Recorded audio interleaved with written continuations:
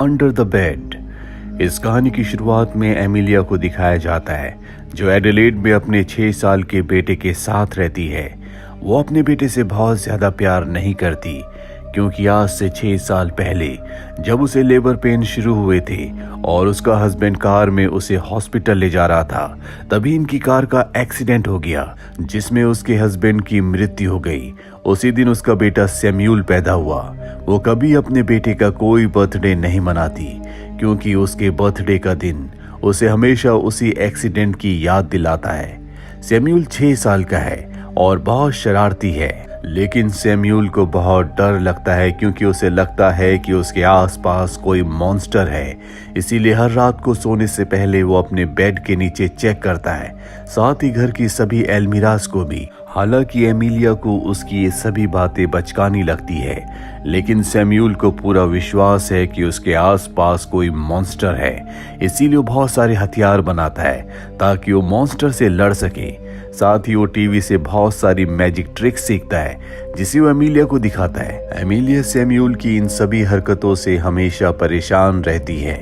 एक दिन एमिलिया जब काम पर होती है तभी उसे सैम्यूल के स्कूल से फोन आता है और जब वो स्कूल पहुंचती है तो प्रिंसिपल उसे बताता है कि बहुत सारे वेपन्स यानी कि अजीब अजीब से हथियार अपने साथ लेकर आया है। ये वही छोटे छोटे हथियार हैं जो उसने मॉन्स्टर से लड़ने के लिए बनाए हैं। एमिलिया उसे बहुत डांटती है और उसका स्कूल छुड़वा देती है। अब रात को सोने से पहले सैम्यूल अपनी मॉम एमिलिया से कहता है कि आप मुझे एक कहानी पढ़कर सुनाएं, जिसके लिए वो उसे एक बुक देता है जिसका नाम होता है बाबाडूक। ये एक मॉन्स्टर की कहानी है जो कद में बहुत लंबा है, जिसके बहुत बड़े बड़े हाथ हैं। साथ ही वो सर पर एक हैट भी पहनता है। जो भी इस मॉन्स्टर के बारे में सोचता है या उसे देख लेता है उसे कभी नींद नहीं आती, ऐसा उस किताब में लिखा है। एमिलिया को ये किताब अपने बच्चे के लिए अच्छी नहीं लगती, इसीलिए वो उस किताब को एल्मीरा के ऊपर रख देती है ताकि सैम्यूल कभी इस किताब को दोबारा ना पढ़े। पर अगले दिन भी वो बाबाडूक के बारे में ही बात कर रहा होता है क्योंकि सैम्यूल को ऐसा लगता है कि बाबाडूक उसके आसपास है। एमिलिया उसे समझाती है पर वो मात्र 6 साल का बच्चा है। अब सैम्यूल एक दिन बेसमेंट के दरवाजे को खोल देता है जिसे उसकी मॉम ने बंद करके रखा है क्योंकि उसके अंदर उसके हस्बैंड की यानी कि सैम्यूल की पिता की चीजें हैं। वो उन चीजों को नहीं देखना चाहती क्योंकि वो उसे अतीत की यादें दिलाती हैं। और अब जबकि सैम्यूल ने उस दरवाजे को खोल दिया है तो एमिलिया अपने आप को रोक नहीं पाती और नीचे बेसमेंट में चली जाती है, जहां वो 6 सालों के बाद आज अपने हस्बैंड की फोटो को देखती है। वो बहुत ज्यादा इमोशनल हो जाती है। इस घटना के बाद घर में अजीब अजीब सी चीजें होना शुरू हो जाती है, जैसे उनके खाने में एक कांच का टुकड़ा आ जाता है। घर के दरवाजे अपने आप ही खुलने और बंद होना शुरू हो जाते हैं। एमिलिया को लगता है कि ये सब सैम्यूल कर रहा है, इसीलिए सैम्यूल को समझाती है कि ये सब करना बंद करो, पर सैम्यूल कहता है कि ये मैं नहीं बल्कि बाबाडूक कर रहा है। एमिलिया को बहुत गुस्सा आता है और वो बाबाडूक की किताब को फाड़कर घर से बाहर फेंक देती है। अब अगले दिन एमिलिया अपनी बहन के घर जाती है क्योंकि उसकी बहन की बेटी का बर्थडे है। वो सैम्यूल को भी अपने साथ ले जाती है। सैम्यूल एमिलिया की बहन की बेटी के साथ ट्री हाउस में होता है, जहां पर वो छोटी सी बच्ची बार बार सैम्यूल को कहती है कि तुम्हारे डैड नहीं है। इस बात पर सैम्यूल को गुस्सा आ जाता है। वो उसे ट्री हाउस से नीचे धक्का दे देता है जिससे उसकी नाक से खून निकलना शुरू हो जाता है। एमिलिया की बहन को बहुत गुस्सा आता है। वो एमिलिया को अपने घर से निकाल देती है। अब जब ये गाड़ी से अपने घर वापस आ रहे होते हैं तभी सैम्यूल चिल्लाना शुरू कर देता है। एमिलिया उसे समझाती है लेकिन वो उसकी बात नहीं सुनता और तभी उसे दौरा पड़ जाता है। एमिलिया उसे हॉस्पिटल लेकर आती है। डॉक्टर उसे चेक करता और कहता है कि बच्चा कई दिनों से सोया नहीं है। एमिलिया कहती है कि ये हमेशा बाबाडूक की बातें करता है। मुझे सैम्यूल को सुलाने के लिए नींद की गोलियों की जरूरत है। अब जब वो घर वापस आती है तो सैम्यूल को नींद की गोली दे देती है जिससे वो आज कई दिनों के बाद सोया है। तभी डोरबेल बजती है और जब एमिलिया बाहर जाती है तो वहां पर कोई नहीं होता, पर जब उसकी नजर नीचे पड़ती है तो वहां पर बाबाडूक की किताब होती है।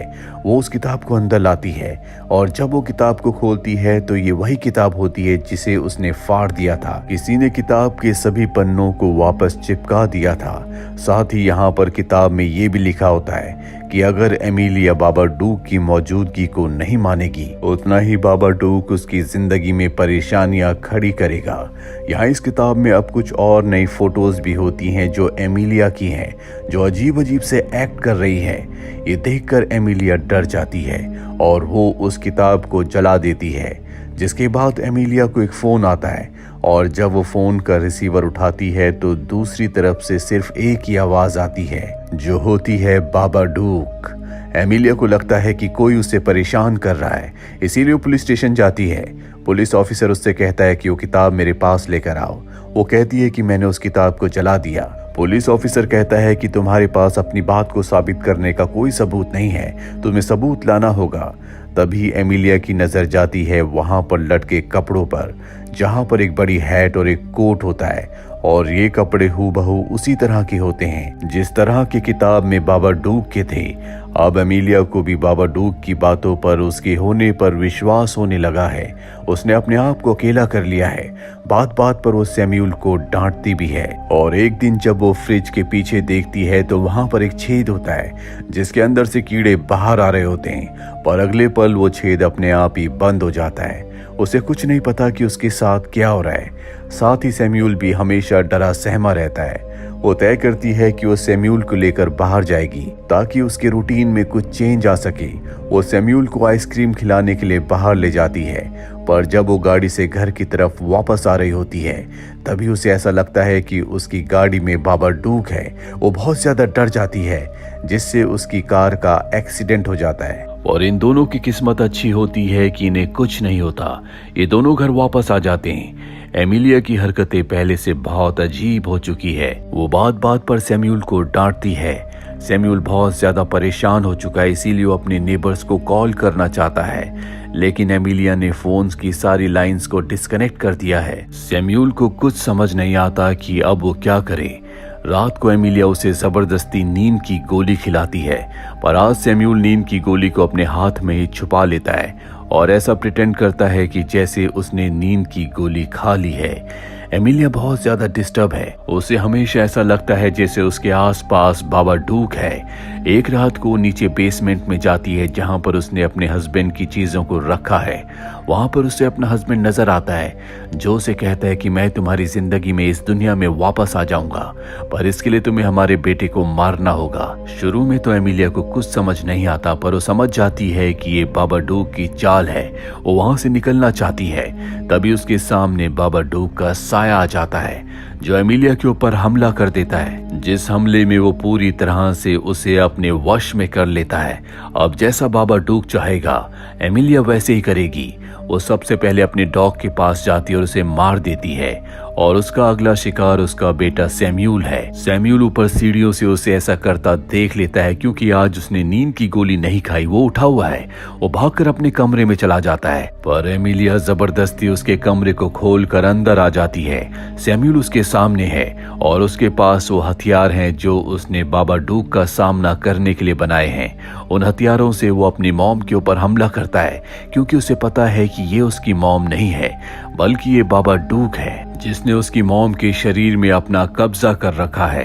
अब वो अपनी मॉम को जख्मी करके नीचे बेसमेंट में आ जाता है और जब एमिलिया नीचे आ रही होती है तो सैम्यूल ने पहले से एक रस्सी बांध दी होती है जिससे एमिलिया के पैर लड़खड़ा जाते हैं और वो आगे गिर जाती है। इसके बाद सैम्यूल पीछे से उस पर हमला करता है जिससे एमिलिया गिरकर बेहोश हो जाती है और जब उसे होश आता है तो देखती है कि सैम्यूल ने उसे रस्सियों से बांधा है। सैम्यूल उसके पास आता और कहता है कि मॉम, ये बाबा डूक है जो तुमसे सब कुछ करवा रहा है, लेकिन अब भी वो बाबा डूक के वश में है। इसीलिए सैम्यूल को पकड़कर ऊपर उठा लेती है, पर सैम्यूल बड़े प्यार से उसे मॉम कहता है जिससे वो अपने होश में आना शुरू हो जाती है।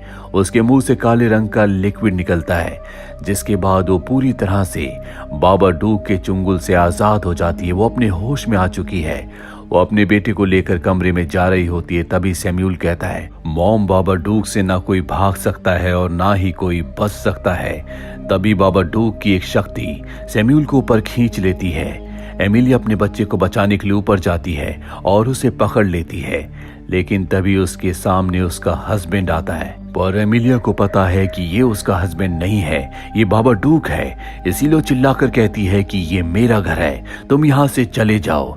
जिसके बाद बेसमेंट का दरवाजा बंद हो जाता है। यानी कि बाबा डूक ने अपने आप को बेसमेंट के अंदर बंद कर लिया है। इसके बाद सब कुछ नॉर्मल हो जाता है। हमें दिखाया जाता है कि एमिलिया और सैम्यूल के रिश्ते अब पहले से बेहतर हो चुके हैं। एमिलिया सैम्यूल को बहुत प्यार करती है। जो भी वो उसे जादू की ट्रिक्स दिखाता है उसमें वो इंटरेस्ट लेती है। पर एमिलिया को ये भी पता है कि उसके घर के बेसमेंट में बाबा डूक है। इसीलिए एक दिन वो एक बोल में कुछ अर्थवॉर्म लेकर नीचे बेसमेंट में जाती है और उस बोल को नीचे रख देती है। तभी बाबा डूक उसके ऊपर हमला करता है, लेकिन एमिलिया अपने आप को संभाल लेती है। जिसके बाद बाबा डूक उस अर्थवॉर्म के बोल को लेकर एक कोने में चला जाता है। अब एमिलिया घर से बाहर आती। आज उसके बेटे सैम्यूल का बर्थडे है और आज 6 सालों के बाद पहली बार वो सैम्यूल के बर्थडे को सेलिब्रेट कर रही है। साथ ही वो अपने हस्बैंड के बारे में अब नॉर्मली बात भी करती है, जैसा कि वो पहले नहीं किया करती थी। जिसका मतलब ये है कि वो अपनी अतीत की बुरी यादों से पूरी तरह से उभर चुकी है। दरअसल बाबा डूक कोई मॉन्स्टर नहीं था, बल्कि एमिलिया के अंदर पल रहा उसका दुख उसकी पति की यादें थी, जिन यादों को उसने हमेशा के लिए बेसमेंट के अंदर दफन कर दिया था, क्योंकि वो ये एक्सेप्ट नहीं करना चाहती थी कि उसका हस्बैंड, उसका पति हमेशा के लिए उसे छोड़कर इस दुनिया से चला गया है। लेकिन जब सैम्यूल ने नीचे बेसमेंट का दरवाजा खोला और वो अंदर गई तो एक बार फिर से उसे सब कुछ रिकॉल हो गया। उसकी दिमागी हालत खराब होना शुरू हो गई, जिसके बाद वो अजीब अजीब सी चीजों को विजुलाइज करने लगी। यहाँ तक कि उसने अपना मानसिक संतुलन भी खो दिया। लेकिन जब उसने सच्चाई को एक्सेप्ट किया, उसने एक्सेप्ट किया कि उसका हस्बैंड हमेशा के लिए उसे छोड़कर जा चुका है, तो उसकी जिंदगी में सब कुछ नॉर्मल हो जाता है। यहाँ तक कि उसके बेटे के साथ उसके रिश्ते भी पूरी तरह से नॉर्मल हो जाते हैं, जो पहले नहीं थे। इसीलिए किसी भी इंसान को अपनी जिंदगी की हर एक चीज को एक्सेप्ट करना चाहिए, चाहे वो चीज कितनी ही दर्दनाक, कितनी ही बुरी क्यों ना हो। क्योंकि हम चाहे या ना चाहे, हम अपनी सोच से किसी भी सिचुएशन को, किसी भी चीज को बदल नहीं सकते। बल्कि जब हम सच्चाई को एक्सेप्ट करते हैं तो उसमें हमें कुछ वक्त के लिए परेशानी होती है, लेकिन समय के साथ सब कुछ ठीक हो जाता है। पर इसके विपरीत जब हम सच्चाई को एक्सेप्ट नहीं करते तो अंदर ही अंदर वो चीज हमारे पलती रहती है और एक दिन वो एक बीमारी का रूप ले लेती है। जैसे एमिलिया के अंदर बाबा डूक ने एक बीमारी का, एक हैवान का, एक शैतान का रूप ले लिया था, जो उसकी पूरी जिंदगी को खत्म करने वाला था। पर उससे पहले ही उसने सच्चाई को एक्सेप्ट किया और उस बीमारी से, उस डर से वो हमेशा के लिए बाहर आ गई। उम्मीद करते हैं कि ये कहानी आपको पसंद आई होगी।